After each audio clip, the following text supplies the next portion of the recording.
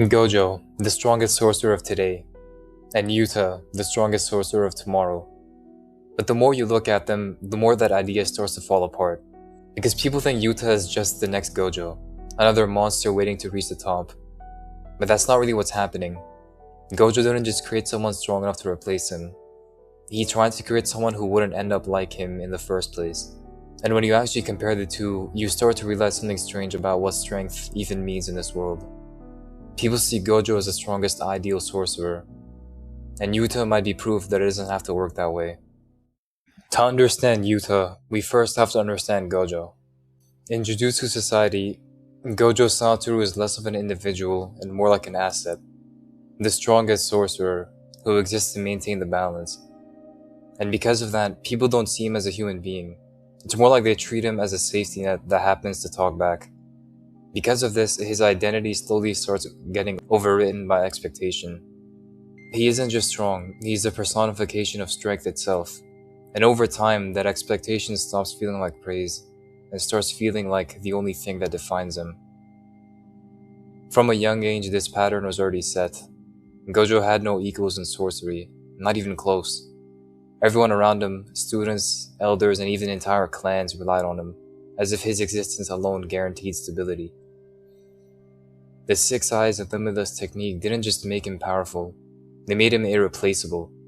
And when someone becomes irreplaceable, people stop seeing them as a person and start seeing them as a means to an end. Even his enemies fall into this mindset. They don't fight Gojo like he's a man, they fight him like a natural disaster you don't defeat. You just survive. Gojo doesn't just gain status from this, he gains distance from people. He's so high up on the pedestal that people forget he's even mortal. The stronger he becomes, the more separated he is from everyone else. Not just socially, but on a fundamental level. There isn't any shared experience anymore. No one can relate to what it means to exist at his level. When Geno asked him whether he was strong because he was Satoru Gojo, or if he was Satoru Gojo because he was strong, I think the philosophy behind the question was whether Gojo saw himself as a person or an idea. It's asking whether Gojo is a person who became strong, or a concept that learned to speak. And the interesting part is that Gojo doesn't reject the idea, he just freezes. He slowly begins to live inside it. The strongest stops being a description and starts becoming an identity he wears. Jujutsu society already decided from birth what he was meant to be. Unparalleled, untouchable, and above emotional attachment. So over time, Gojo stops resisting that image and starts performing it.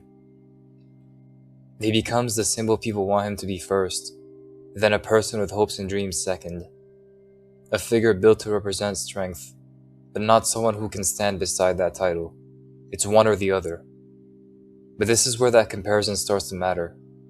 Because unlike Gojo, Yuta Okoto is someone who grows into strength without being trapped by what it means to be strong. Yuta is the complete opposite of Gojo in one very specific way. He doesn't just start from strength, he starts from attachment. At the core of Yuta's character is Rika, not just a curse but as a person he refuses to let go of. From the beginning, Yuta isn't driven by dominance or ambition, he's driven by fear and emotional reliance on someone who's already dead. Even his power doesn't come from confidence, it comes from connection. His curse technique literally relies on the connection he has with Rika to unlock his full potential. She isn't just something that amplifies his strength, she's tied to his emotional state. Which means from the start, Yuta's strength is built on something Gojo never really had, emotional grounding. And when Yuta enters Jujutsu society, this pattern continues to grow. Instead of isolating him, strength pulls him into people. Gojo trains him, treading carefully as to not turn him into a replica. And we see Maki challenge him in ways that force him to grow without becoming detached from it all. And even the way Yuta fights reflects this.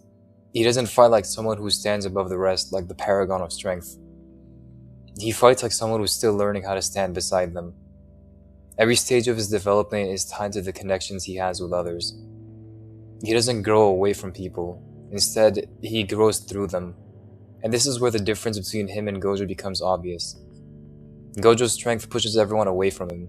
The higher he climbs, the less people he has standing behind him. He becomes separated from the world because nothing can match him at his level. But Yuta is built different. He carries people with him as he gets stronger. His identity doesn't just disappear while his power grows. It expands with it. He still smiles or laughs or shows concern. Despite being the strongest in the room, that doesn't change who he is at his core. Even when he reaches insane heights that could rival the elites of sorcery, he doesn't abandon the emotional core that built him. And that's the key difference. Where Gojo becomes separated from the world, Yuta becomes defined by it. But this difference isn't just about characters, it changes how strength itself works in the world. Because in JJK, strength doesn't just measure power, it determines the kind of person you can still become. It's one thing to stay kind when you're weak. It's another to stay kind after becoming one of the strongest sorcerers alive. Because power changes people, or at least it usually does. As Yuta grows stronger, he never loses the qualities that made him who he was in the first place. He's still soft-spoken, still apologizing, and still even doubts himself. Even when he's the strongest person in the room, he never acts like it gives him permission to look down on people. And that's surprisingly rare in JJK. I mean, look at Sukuna and Gojo. Power in this world usually creates distance between people. The stronger someone becomes, the easier it is for them to stop relating to ordinary people. Gojo experienced it, and Sukuna embodies it. They stand so far above everyone else that human connection just becomes an afterthought. But Yuta never crosses that line. Even in some of his darkest moments, he continues carrying the weight of his decisions. He doesn't treat killing like another Tuesday afternoon. He doesn't become numb to death and the suffering just because it comes with the territory. Every fight still feels personal because every person still matters to him. In Season 3, we see him prioritize getting all the civilians to safety before all hell breaks loose. Or I guess before he lets loose. Other sorcerers would just see them as casualties, but he actually tries to help. That's why I don't think Yuta ever replaced his identity with strength. Gojo slowly became the strongest, while Yuta stayed Yuta, someone who happened to become incredibly strong. That sounds like a small distinction, but I think that's the entire point. Because if strength becomes your identity, then every relationship you have starts to revolve around it. But if it's only one part of who you are, then the people around you will always matter to you. Yuta proves that reaching the top doesn't automatically mean losing yourself. He proves that becoming stronger doesn't have to come at the cost of your humanity. This is where Gojo's story quietly comes full circle. Because maybe all those years he spent carrying the burden alone weren't about proving he was the strongest. Maybe they're about making sure that the next person never had to carry it alone. And by this point, I don't think Yuta is just the next Gojo. I think he's the outcome Gojo spent his entire life trying to create. One thing that people often overlook about Gojo is that he never wanted to become the strongest and then stayed the strongest for as long as he lived. Throughout the entire show, he constantly talks about raising a new generation of sorcerers that could eventually stand beside him, not beneath him, but beside him. Because if people could finally reach his level, then maybe no one would ever have to experience the isolation that came with being the strongest ever again. And when you look at Yuta, that's exactly how it played out. Yuta reached a level of strength that rivals the greatest sorcerers alive, and even in history. But he never inherited the loneliness that comes with it.